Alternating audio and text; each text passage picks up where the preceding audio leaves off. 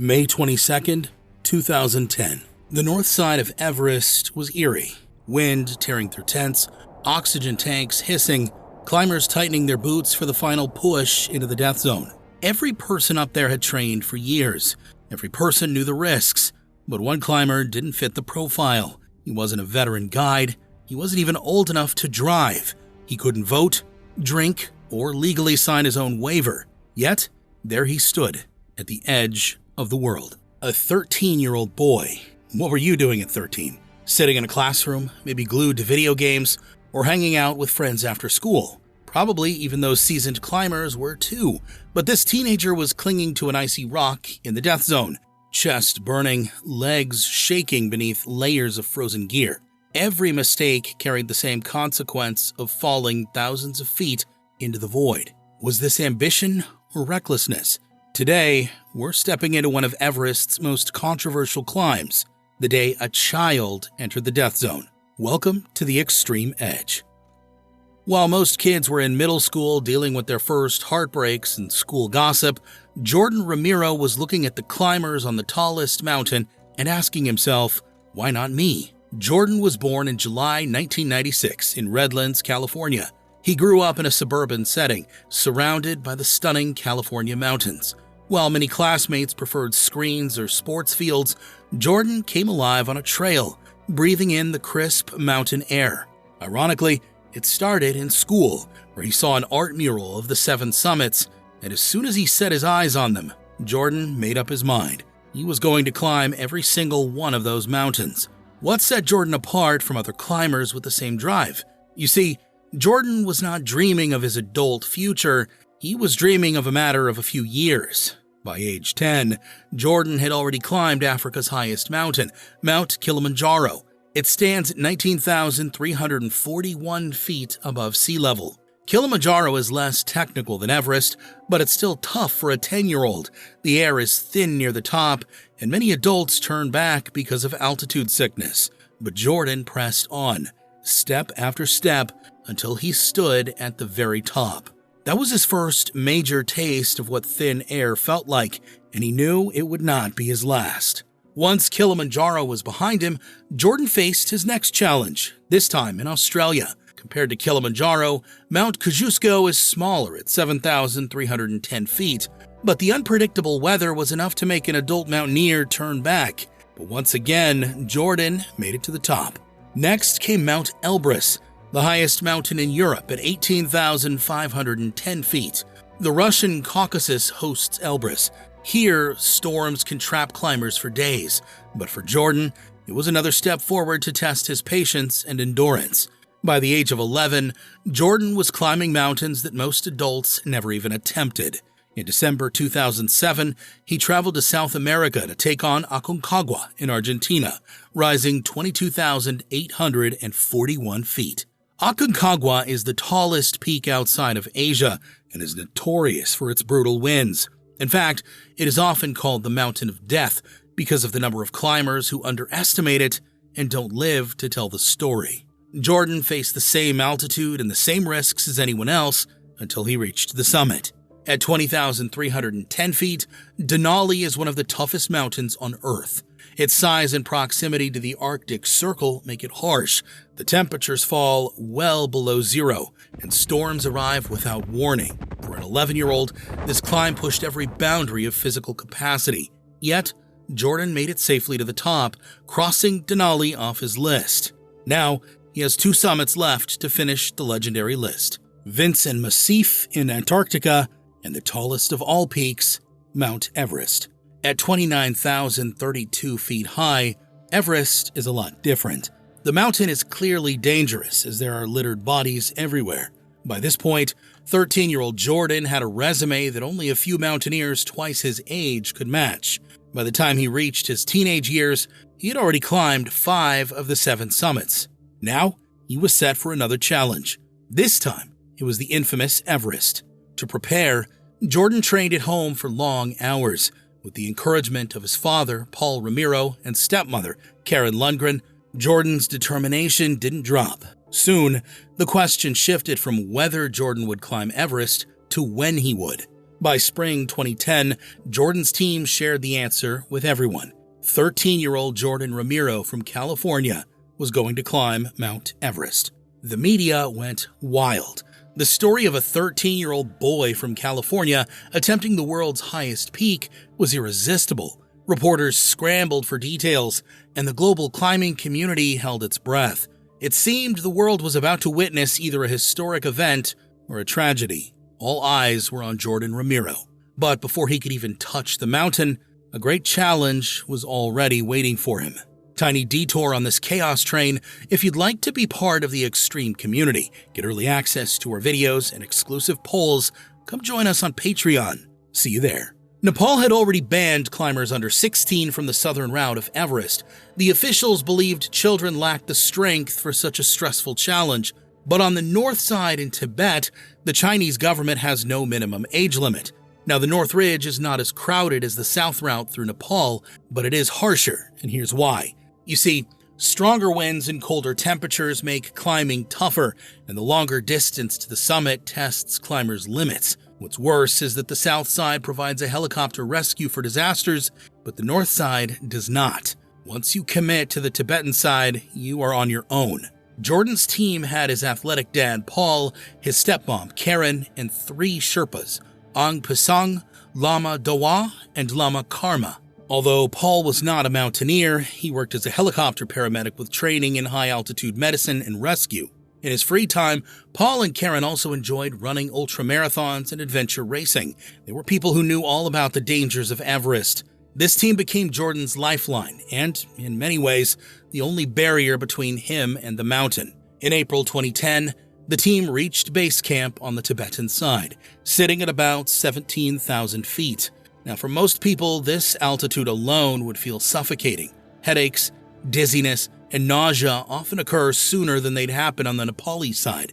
A lot of climbers trek to the base camp, call it a trek, and leave. But for Jordan, it was just the beginning. From base camp, the route stretched upward in stages. The next stop was Advanced Base Camp at nearly 21,300 feet. The climb between the two is a brutal trek across moraine and ice. I imagine Jordan's lungs strained against the thin air, his steps slowed by the heavy boots and clothing needed to survive in sub-zero temperatures. At that altitude, the body cannot fully recover. Advanced Base Camp is often described as one of the most desolate places on Earth.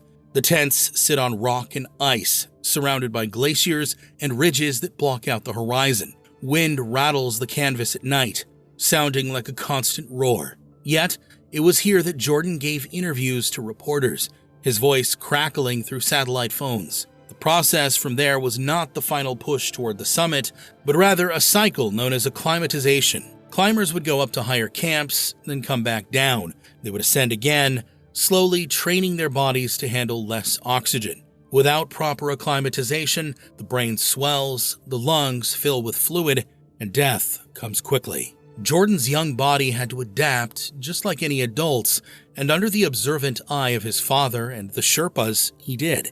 The higher route had Camp 1 and Camp 2 on the North Ridge. At over 23,000 feet, the air has just 40% of the oxygen at sea level. Every step requires conscious effort. Even eating becomes a challenge as the body rejects food it desperately needs for fuel. Jordan learned to force down calories, to drink melted snow, and to move at a pace that conserves his limited strength. The climb from Camp 2 to Camp 3 and eventually Camp 4 demanded everything from the team. They crossed endless snow slopes and battled fierce winds. One wrong step could send them falling thousands of feet. Camp 3, near 27,000 feet, is already within the death zone, where the body cannot survive long. But Camp 4, their high camp, would be the true launch point.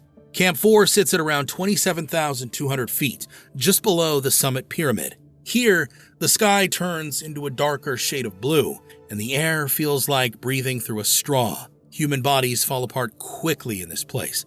Muscle waste, judgment falters, and hallucinations are not uncommon. For Jordan, it was the final testing ground. The team rested there, though rest is hardly the right word. When in the death zone, sleep becomes impossible for climbers. They could only lie in their tents with pounding hearts. I can imagine that Jordan and his team had to stay awake all night while listening to their heavy breathing and the wind blowing outside.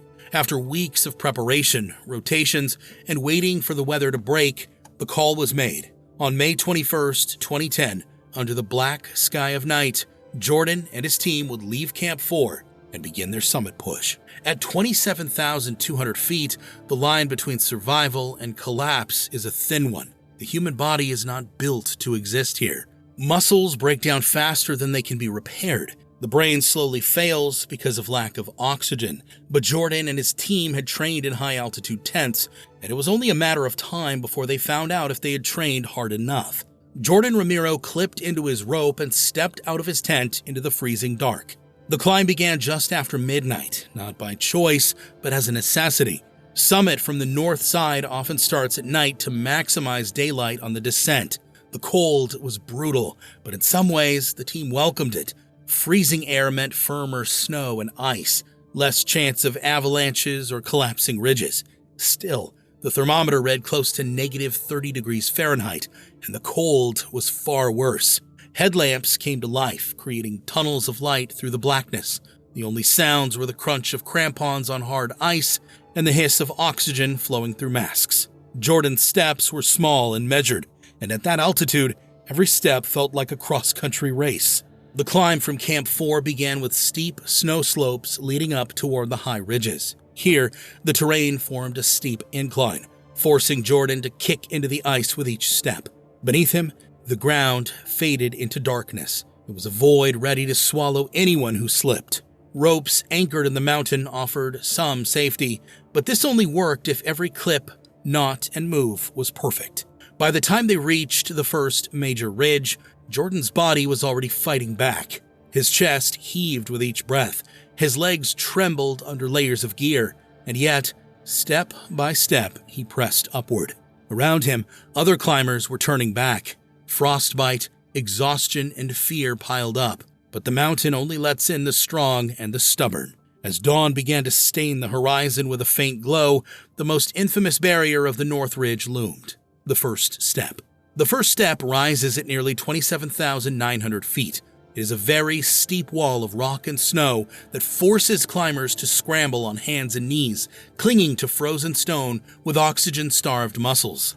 Jordan approached it with his Sherpas guiding every move. One misstep here, one wrong grip, could end everything. Climbers say the first step is where fear feels real. Your heart races not just from the hard work, but also from the knowledge that any mistake could become a disaster. Jordan pulled himself up inch by inch, crampons scraping against rock, with his gloved hands grabbing icy holds.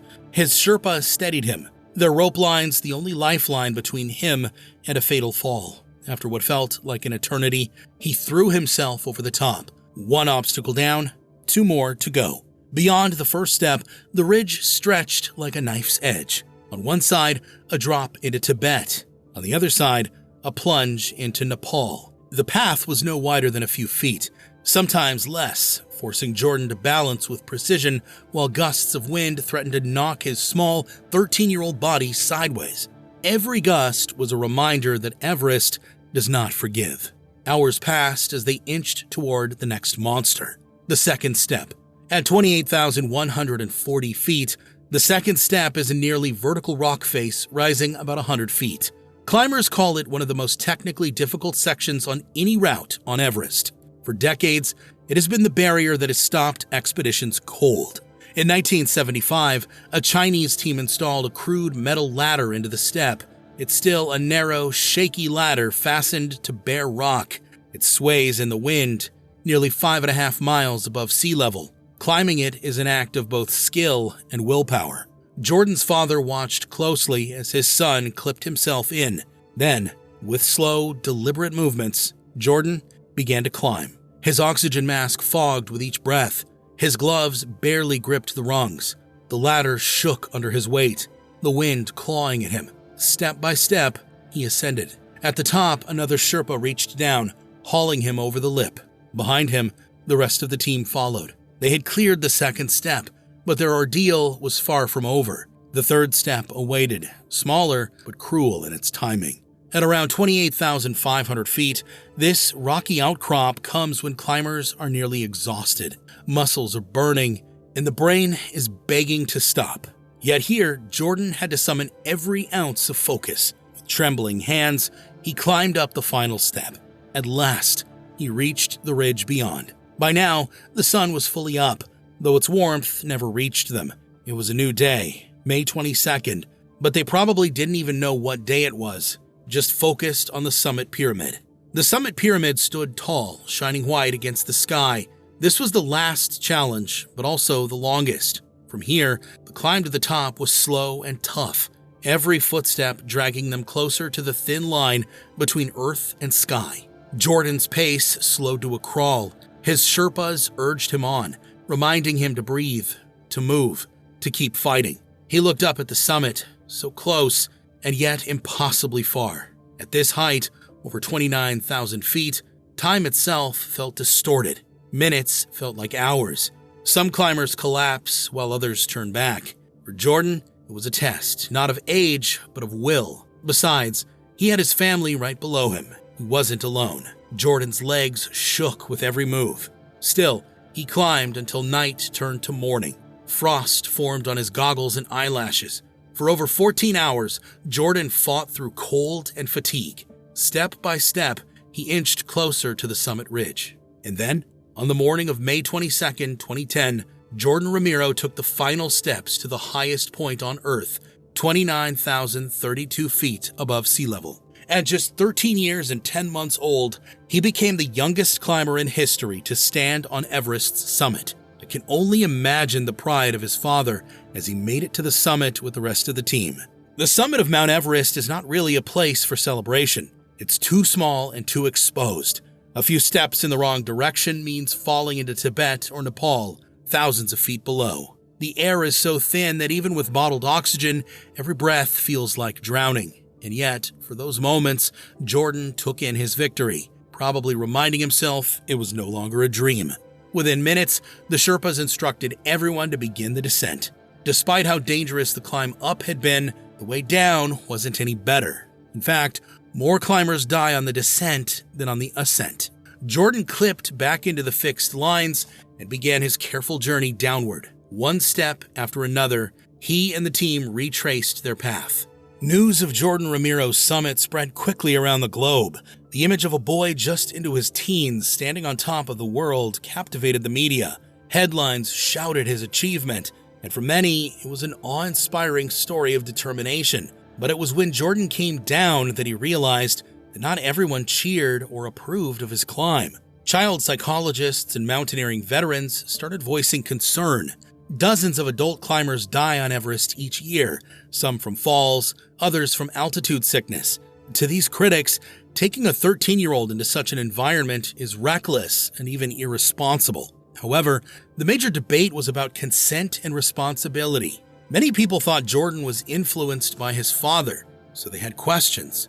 Could a child that young truly understand the risks of climbing Everest? Did he know what it meant to walk into the death zone, or was he simply following the ambitions of his team? Jordan's father, Paul Romero, defended the climb fiercely. He pointed out Jordan's years of preparation, the mountains he had already conquered, and his son's passion for adventure. He said Jordan trained harder than most adults. He also knew exactly what he was facing. Still, the criticism did not fade, and what was even worse was what happened next. The China-Tibet Mountaineering Association quickly raised its age limits. Now, climbers under 18 cannot attempt Everest from the north side. Jordan's climb closed the door behind him, and no child would ever repeat what he had done. Despite the backlash, Jordan pressed on with his mountaineering dream. He still wanted the 7 summits. Everest wasn't the last. Antarctica's Mount Vinson still remained. In December 2011, Jordan, now 15, reached the icy top of Vinson at 16,050 feet.